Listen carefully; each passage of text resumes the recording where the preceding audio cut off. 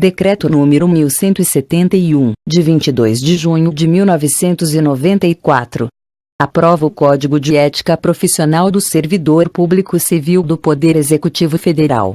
O Presidente da República, no uso das atribuições que lhe confere o artigo 84, incisos 4º e 5º, e ainda tendo em vista o disposto no artigo 37 da Constituição, bem como nos artigos 116 e 117 da Lei nº 8.112, de 11 de dezembro de 1990, e nos artigos 10, 11 e 12 da Lei nº 8.429, de 2 de junho de 1992, decreta: Artigo 1º. Fica aprovado o Código de Ética Profissional do Servidor Público Civil do Poder Executivo Federal, que com este baixa. Artigo 2º. Os órgãos e entidades da Administração Pública Federal direta e indireta implementarão, em 60 dias, as providências necessárias à plena vigência do Código de Ética, inclusive mediante a constituição da respectiva Comissão de Ética, integrada por 3 servidores ou empregados titulares de cargo efetivo ou emprego permanente. Parágrafo único. A constituição da Comissão de Ética será comunicada à Secretaria da Administração Federal da Presidência da República, com a indicação dos respectivos membros titulares e suplentes. Artigo 3º. Este decreto entra em vigor na data de sua publicação. Brasília, 22 de junho de 1994, 176º da Independência, e 176º da República. Itamar Franco. Romildo Canhim. Este texto não substitui o publicado no DOU de 23 de junho de 1994. Anexo. O Código de Ética Profissional do Servidor Público Civil do Poder Executivo Federal. Capítulo 1º. Seção 1. Das regras deontológicas. Inciso 1º. A dignidade, o decoro, o zelo, a eficácia e a consciência dos princípios morais são primados maiores que devem nortear o servidor público, seja no exercício do cargo ou função, ou fora dele, já que refletirá o exercício da vocação do próprio poder estatal. Seus atos, comportamentos e atitudes serão direcionados para a preservação da honra e da tradição dos serviços públicos. Inciso 2º. O servidor público não poderá jamais desprezar o elemento ético de sua conduta. Assim, não terá que decidir somente entre o legal e o ilegal, o justo e o injusto, o conveniente e o inconveniente, o oportuno e o inoportuno, mas principalmente entre o honesto e o desonesto, consoante as regras contidas no artigo 37, caput, e parágrafo 4º, da Constituição Federal. Inciso 3º. A moralidade da administração pública não se limita à distinção entre o bem e o mal, devendo ser acrescida da ideia de que o fim é sempre o bem comum. O equilíbrio entre a legalidade e a finalidade, na conduta do servidor público, é que poderá consolidar a moralidade do ato administrativo. Inciso 4º. A remuneração do servidor público é custeada pelos tributos pagos direta ou indiretamente por todos, até por ele próprio, e por isso se exige, como contrapartida, que a moralidade administrativa se integre no direito, como elemento indissociável de sua aplicação e de sua finalidade, erigindo-se, como consequência, em fator de legalidade. Inciso 5º. O trabalho desenvolvido pelo servidor público perante a comunidade deve ser entendido como acréscimo ao seu próprio bem-estar, já que, como cidadão, integrante da sociedade, o êxito desse trabalho pode ser considerado como seu maior patrimônio. Inciso 6º. A função pública deve ser tida como exercício profissional e, portanto, se integra na vida particular de cada servidor público. Assim, os fatos e atos verificados na conduta do dia a dia em sua vida privada poderão acrescer ou diminuir o seu bom conceito na vida funcional. Inciso 7º. Salvo os casos de segurança nacional, investigações policiais ou interesse superior do Estado e da administração pública, a serem preservados em processo previamente declarado sigiloso, nos termos da lei, a publicidade de qualquer ato administrativo constitui requisito de eficácia e moralidade, ensejando sua omissão comprometimento ético contra o bem comum, imputável a quem a negar. Inciso 8º. Toda pessoa tem direito à verdade. O servidor não pode omiti-la ou falseá-la, ainda que contrário aos interesses da própria pessoa interessada ou da administração pública. Nenhum Estado pode crescer ou estabilizar-se sobre o poder corruptivo do hábito do erro, da opressão ou da mentira, que sempre aniquilam até mesmo a dignidade humana quanto mais a de uma nação. Inciso 9. A cortesia, a boa vontade, o cuidado e o tempo dedicados ao serviço público caracterizam o esforço pela disciplina. Tratar mal uma pessoa que paga seus tributos direta ou indiretamente significa causar-lhe dano moral. Da mesma forma, causar dano a qualquer bem pertencente ao patrimônio público, deteriorando-o por descuido ou má vontade, não constitui apenas uma ofensa ao equipamento e às instalações ou ao Estado, mas a todos os homens de boa vontade que dedicaram sua inteligência, seu tempo, suas esperanças e seus esforços para construí-los. Inciso 10. Deixar o servidor público. Qualquer pessoa espera dissolução que compete ao setor em que exerça suas funções, permitindo a formação de longas filas, ou qualquer outra espécie de atraso na prestação do serviço, não caracteriza apenas atitude contra a ética ou ato de desumanidade, mas principalmente grave dano moral aos usuários dos serviços públicos. Inciso 11. O servidor deve prestar toda a sua atenção às ordens legais de seus superiores, velando atentamente por seu cumprimento, e, assim, evitando a conduta negligente. Os repetidos erros, o descaso e o acúmulo de desvios tornam-se, às vezes, difíceis de corrigir e caracterizam até mesmo imprudência no desempenho da função pública. Inciso 12. Toda ausência injustificada do servidor de seu local de trabalho é fator de desmoralização do serviço público, o que quase sempre conduz à desordem nas relações humanas.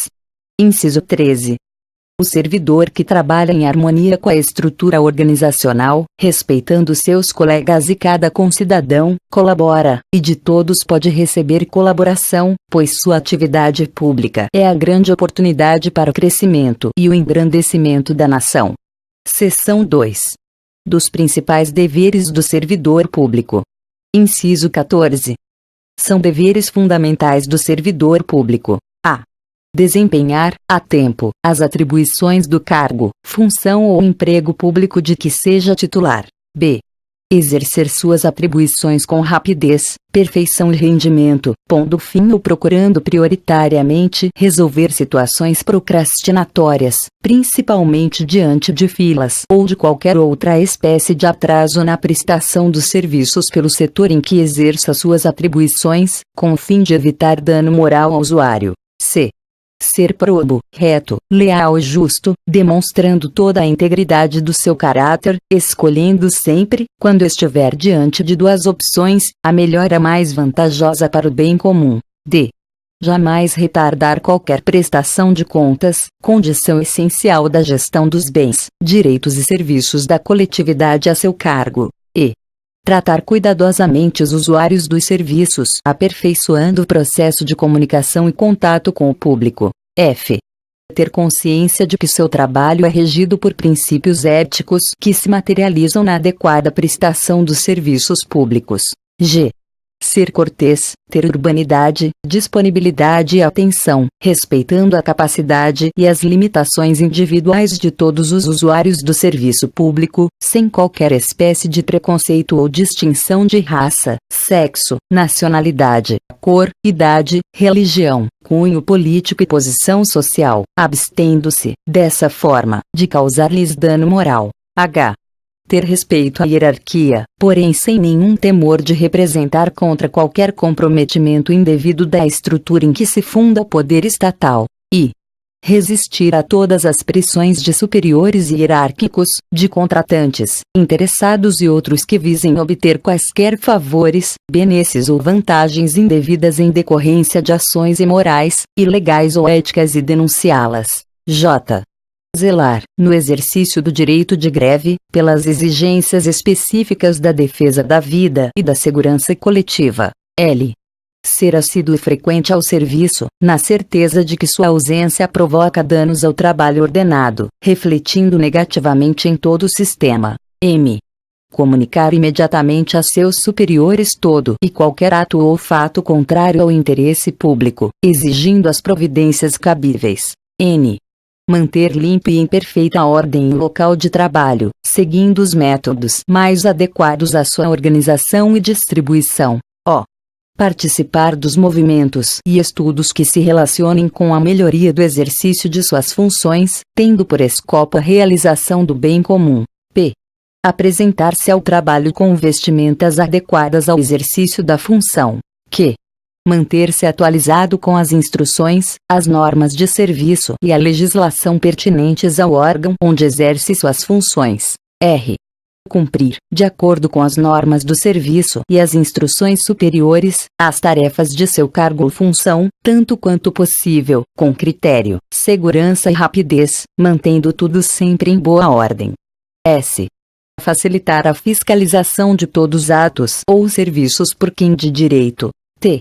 Exercer com estrita moderação as prerrogativas funcionais que lhe sejam atribuídas, abstendo-se de fazê-lo contrariamente aos legítimos interesses dos usuários do serviço público e dos jurisdicionados administrativos. U.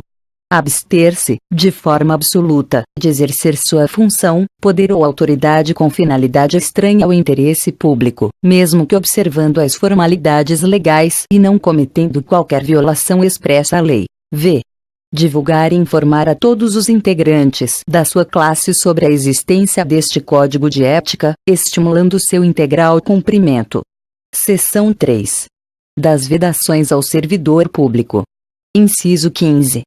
É vedado ao servidor público: a. O uso do cargo ou função, facilidades, amizades, tempo, posição e influências, para obter qualquer favorecimento, para si ou para outrem. B. Prejudicar deliberadamente a reputação de outros servidores ou de cidadãos que deles dependam. C. Ser, em função de seu espírito de solidariedade, conivente com erro ou infração a este código de ética ou ao código de ética de sua profissão. D. Usar de artifícios para procrastinar ou dificultar o exercício regular de direito por qualquer pessoa, causando-lhe dano moral ou material. E.